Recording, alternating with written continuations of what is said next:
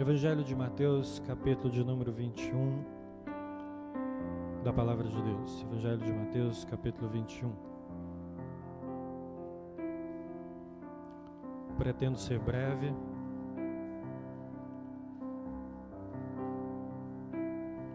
E que Deus fale conosco em nome de Jesus, pela Tua infinita misericórdia.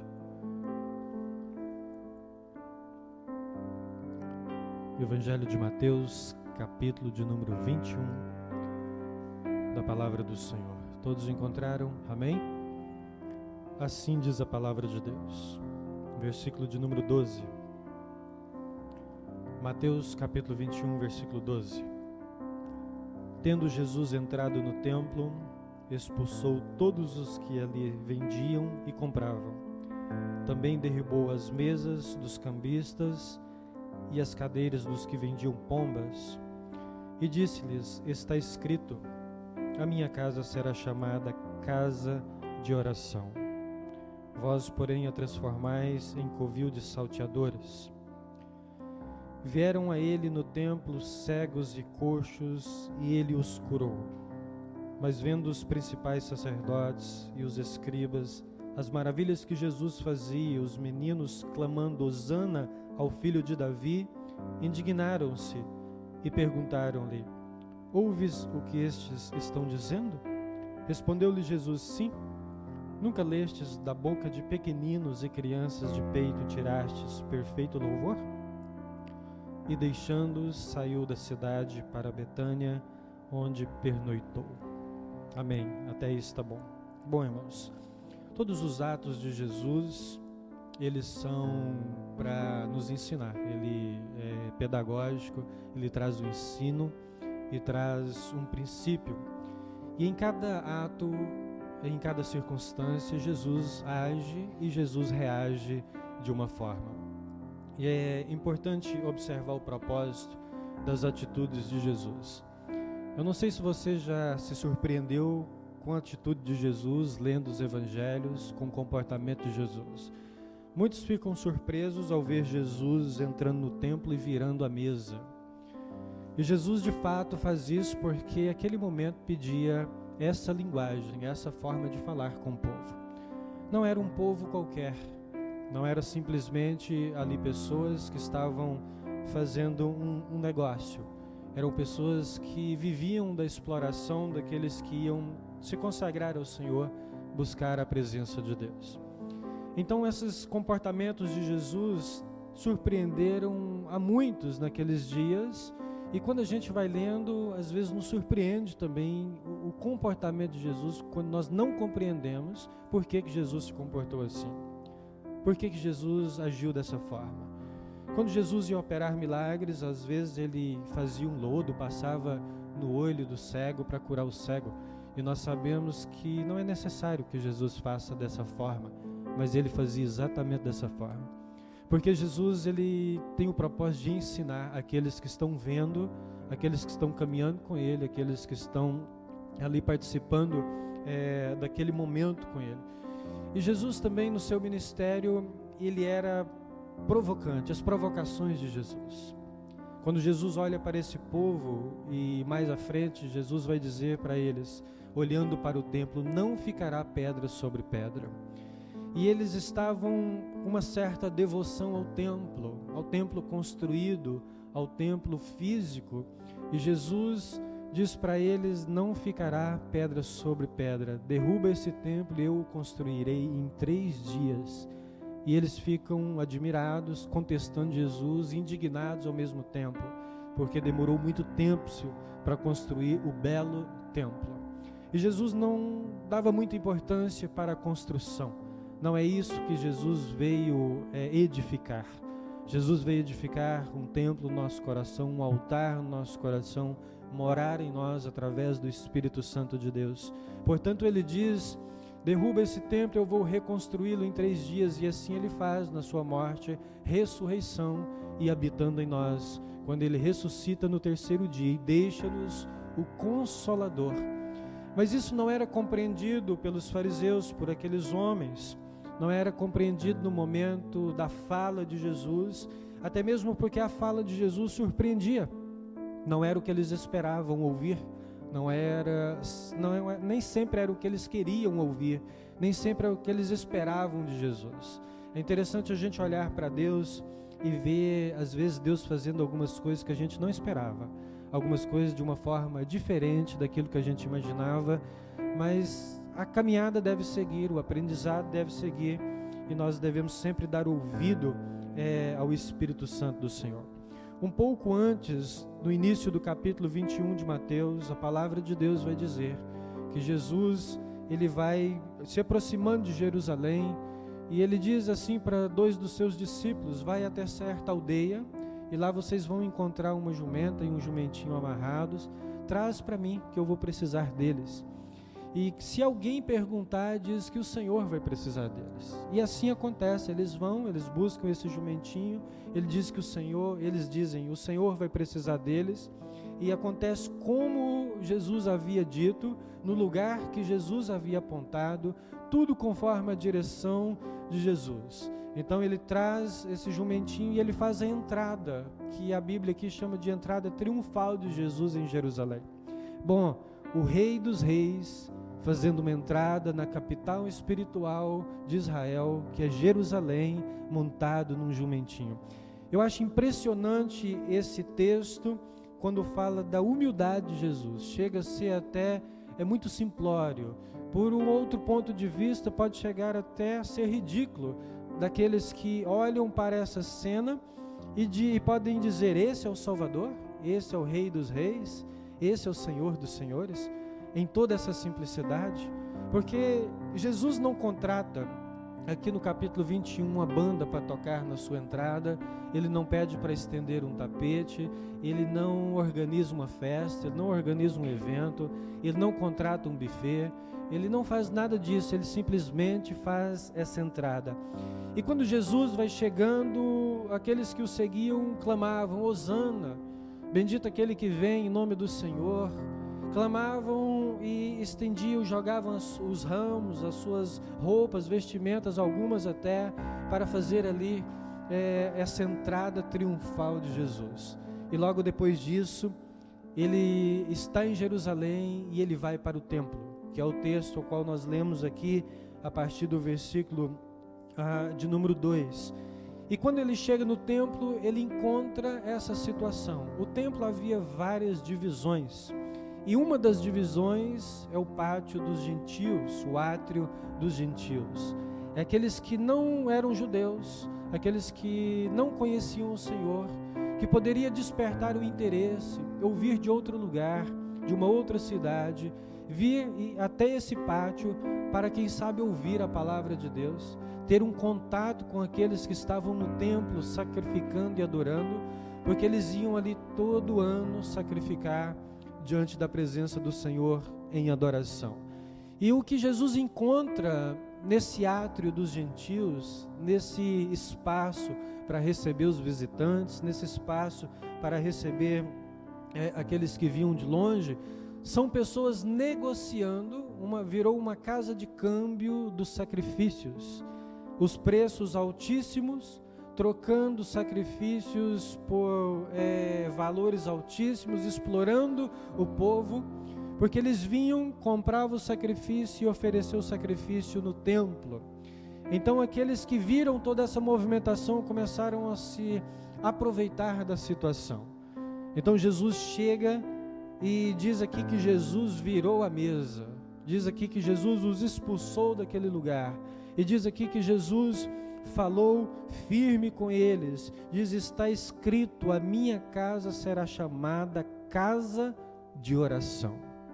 Não é casa de negócios, não é um lugar para que nós venhamos vender nada místico com relação à fé, explorando as pessoas. Muito pelo contrário, no versículo de número 14 vai dizer que ele atendia os cegos, que ele atendia os coxos, que ele atendia os necessitados, que ele curava essas pessoas. Bom, nós temos consciência deste evangelho, de um evangelho que não é uma troca, que não é uma barganha, de um evangelho que é vivido quando nós oferecemos sacrifício na presença de Deus aqui eles nos ensinam, aqui Jesus nos mostra, o texto nos mostra, que eles levavam esse sacrifício para reconciliar com Deus em adoração ao Senhor.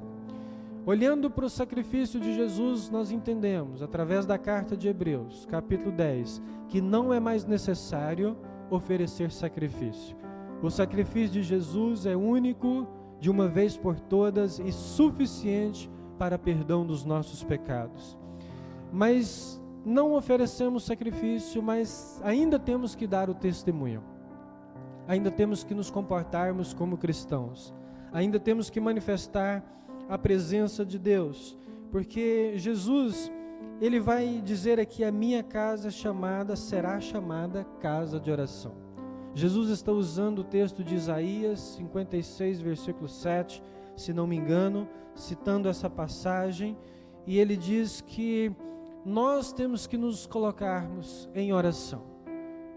O átrio dos gentios era um lugar de dar testemunho, onde o povo oferecia sacrifício dentro do templo, encontrava os não convertidos, ou aqueles que tinham necessidades, ou aqueles que tinham curiosidade, encontrava ali do lado de fora aqueles que tinham uma crença diferente, aqueles que eram ateus, agnósticos, e eles tinham esse contato com esse povo de Deus, que tinha acabado de sacrificar, de consagrar também a sua vida, e eles recebiam desse povo o bom testemunho para se converter ao Senhor.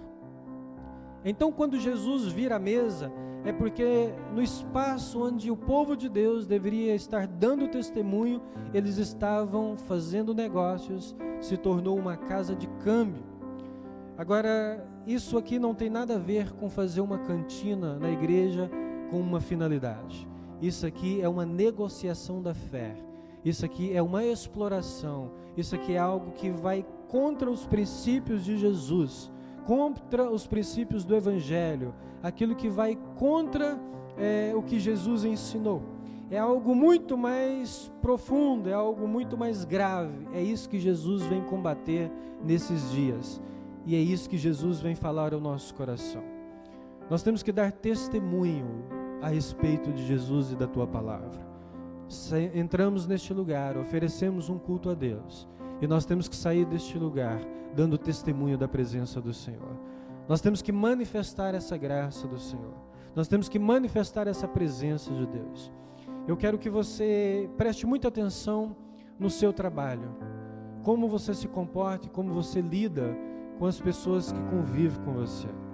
Nós somos observados o tempo todo. Essas pessoas estavam dando mau testemunhos e muitos deixaram de crer ou não se interessaram em ouvir a palavra de Deus ou oferecer um sacrifício, porque chegaram nesse ambiente onde o testemunho deveria ser dado e não encontraram testemunho. Nós não conhecemos a vida pessoal particular de cada um, mas você pode olhar para o seu coração e você pode identificar, com a ajuda do Espírito Santo de Deus, o que lhe falta, o quanto falta. Nós temos que caminhar como testemunhas de Cristo, exaltando o nome do Senhor, mesmo sem dizer nenhuma palavra, para que as pessoas olhem para nós e se interessem pelo Deus que nós servimos. Uma alegria que tem que tomar o nosso coração e nosso interior, a ponto das pessoas desejarem a mesma paz e a mesma alegria. Quando nós compramos e pagamos, nós damos bom testemunho. Quando nós nos vestimos adequadamente em cada ambiente, nós damos bom testemunho.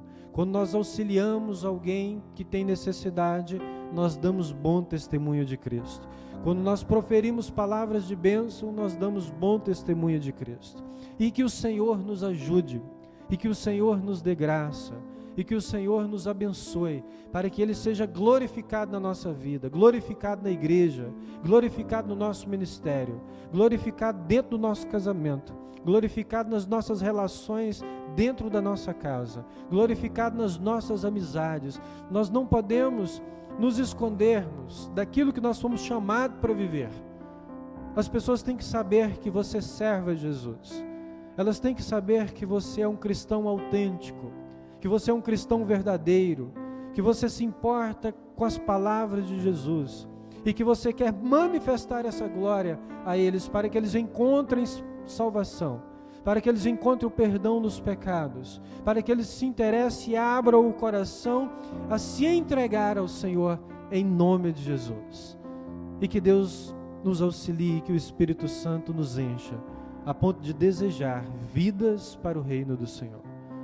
Esse é o propósito a qual Jesus está ministrando ao nosso coração. E quando ele fala, vós, porém, a transformais em covil de salteadores, ele está citando Jeremias capítulo 7, versículo de número 11, ali no capítulo 7 de Jeremias, ele vai pregar uma palavra a respeito dos mesmos erros que Jesus condena aqui. Já naqueles dias, ele vem e repreende o povo. E o povo tinha uma crença nos dias de Jeremias, que a presença do templo físico garantia alguma coisa para a vida deles. Garantia o sucesso, garantia a bênção.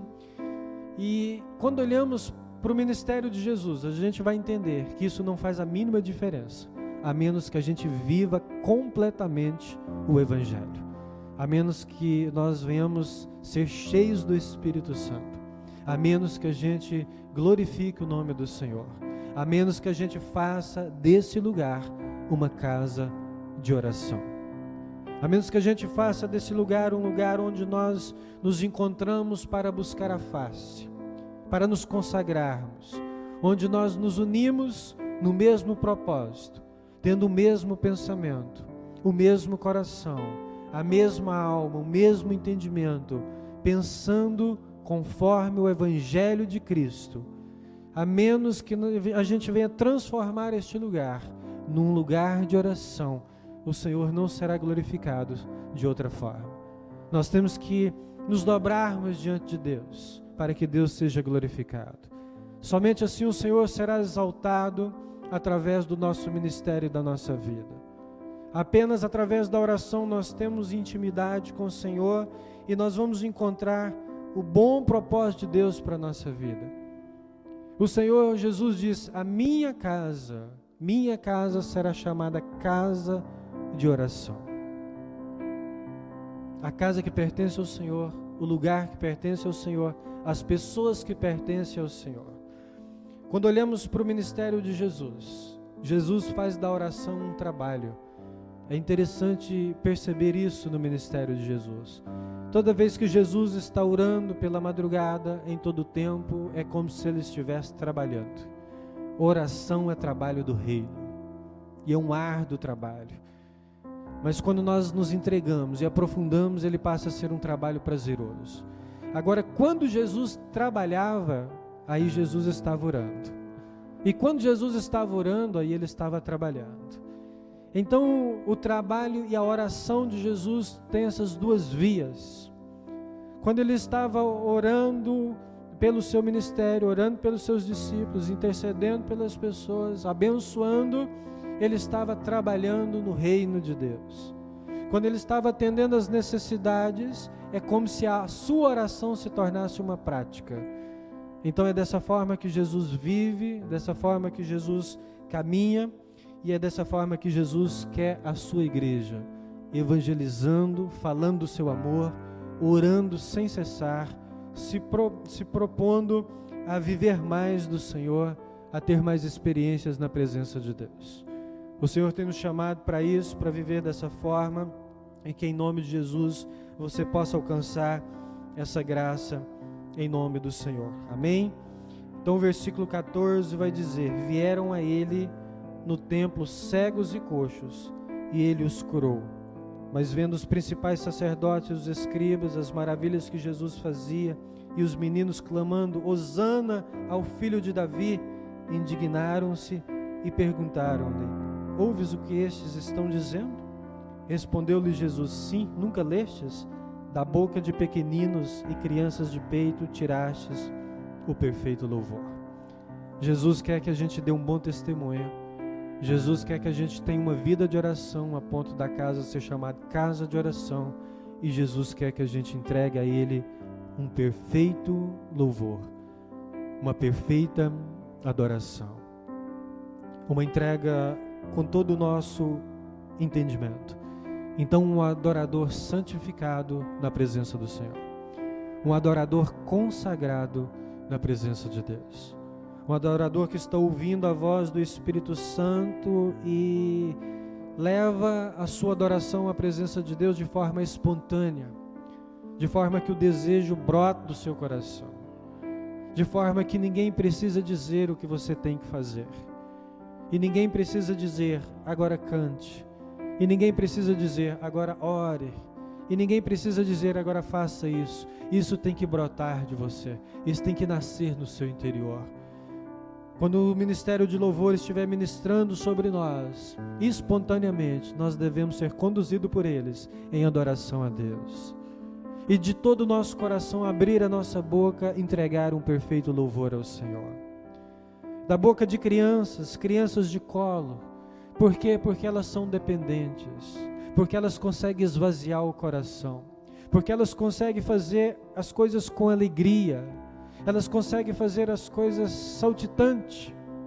Elas conseguem uma entrega total, um lançar no braço dos pais. Elas conseguem perdoar com facilidade. Elas conseguem depender totalmente. Elas são totalmente dependentes. É assim que Deus nos chama para ser um adorador. Adorando ao Senhor com toda a dependência do nosso coração. Toda a dependência da nossa vida. Entregando a Ele os melhores momentos do nosso dia, entregando a Ele aquilo que nós preparamos o dia todo para entregar, e nós chegamos num lugar como esse, numa reunião como essa, pronto para entregar ao Senhor a devida adoração, como perfeita adoração ao Senhor. Nós devemos ser muito mais espontâneos do que somos. Muito mais prontos do que já somos. Deve haver em nós muito mais iniciativas de adoração a Deus. Muito mais interesse, muito mais alma, mais coração diante do Senhor. Se nós clamarmos o Espírito Santo de Deus neste lugar, fazer deste lugar um lugar de bom testemunho, e quando nós saímos daqui para outros lugares, nós levamos esse bom testemunho. Se nós fizermos deste lugar um lugar de oração, se nós fizermos deste lugar um lugar de perfeita adoração, eu creio plenamente na promessa e na palavra de Deus, que diz que há cura, que diz que há libertação de vidas, que diz que há salvação de almas, que diz que há uma alegria do Espírito que vem e nos renova e nos fortalece. Então Jesus repreende aqueles que fizeram do Evangelho um comércio e diz: o que eu quero é oração, o que eu quero é testemunho, o que eu quero é a adoração da minha igreja, para que eu venha e manifeste o meu poder e vidas sejam libertas e salvas, em nome de Jesus. Em nome de Jesus, que possamos profetizar isso e que possamos viver dessa forma, santificando a nossa vida. E quando Jesus fala desse perfeito louvor, Ele está citando o Salmo de número 8. Então Jesus está sempre citando a sua própria palavra como palavra verdadeira para o nosso coração. Amém? Então não é ser infantil, mas é ser como uma criança na presença do Senhor. Independente da idade, seja como uma criança na presença de Deus. Nós vamos ficando adultos, vamos envelhecendo e a gente vai ficando mais cheio de manias, né? De restrições, e a gente perde aquela alegria daquela criança, né? Há uma criança dentro de você, amém? Há uma criança dentro de você. Se você voltar um pouquinho o tempo, você vai reviver na sua memória dias assim espetaculares da sua infância, eu tenho certeza, porque criança se alegra com tudo. O Senhor te chama para ser assim na casa dele. Você não precisa ser rígido na casa do Senhor, você não precisa ficar tenso na casa do Senhor. Nós estamos na presença do Pai, nós estamos com a liberdade do Espírito, nós viemos com o mesmo propósito, nós viemos pelo mesmo motivo, nós fomos atraídos pelo mesmo Espírito e nós estamos aqui para engrandecer, para glorificar, para exaltar o nome santo do Senhor. E quando fazemos isso, nós retornamos para nossa casa cheios do Espírito Santo. Nós retornamos para nossa casa fortalecidos no Senhor.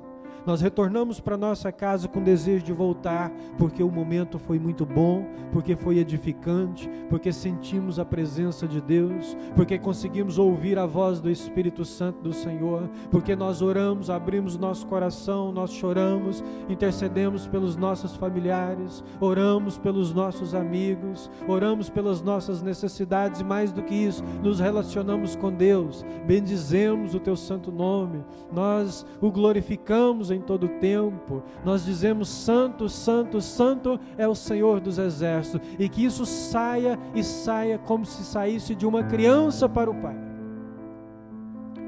de todo o seu coração, em nome de Jesus, em nome de Jesus. Não perca a liberdade que você adquiriu na casa do Senhor e não perca a simplicidade de adorar a Deus. Faça isso em todo o tempo, em nome de Jesus. Simples assim. Simples assim. Jesus virou a mesa ali no templo, porque o que ele encontrou no templo não era agradável aos olhos de Deus. Talvez Jesus precise chegar na nossa vida e virar a mesa na nossa vida, porque lá Jesus soltou as pombinhas, virou a mesa, expulsou os cambistas e diz: a minha casa é casa de oração. Casa de oração. O seu coração, você como morada do Espírito Santo de Deus, tem que fazer da sua vida uma vida de oração. E quando nós nos reunimos aqui, porque ele diz a minha casa, ele está dizendo: eu sou o Senhor dessa casa, eu sou Deus nessa casa. Quando nós nos reunimos aqui, tem que ser com esse coração, esse entendimento, e vir aqui com esse propósito, de ser enriquecido pelo Espírito, tocado pelo Espírito Santo do Senhor. E para que isso aconteça, você tem que abrir o seu coração, abrir a sua boca, rasgar a sua alma na presença do Senhor, e ver tamanha necessidade que nós temos de adorar a Deus, para que possamos ser conduzidos pelo Espírito da verdade, em nome de Jesus. Vamos tirar um tempinho para fazer isso? O ministério